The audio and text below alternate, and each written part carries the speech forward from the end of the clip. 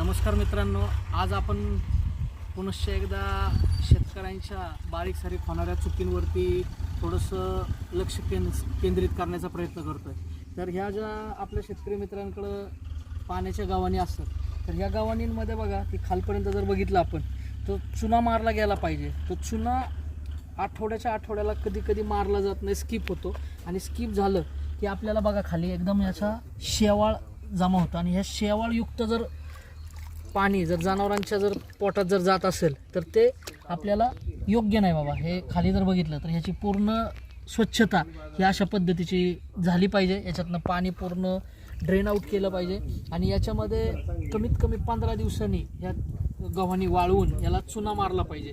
तर मी आपल्याला रिक्वेस्ट करतो की याच्यातनं आपण नेहमी ह्या क्लीन गव्हाणी धुतल्या पाहिजेत आणि ह्याला चुना मारला पाहिजे। हे जर आपण असं केलं की आपल्याला जास्तीत जास्त चांगला रिझल्ट या पाणी जास्त पिल्यामुळं गायांचं दूध जास्त तयार करण्यासाठी भेटू शकतो। धन्यवाद।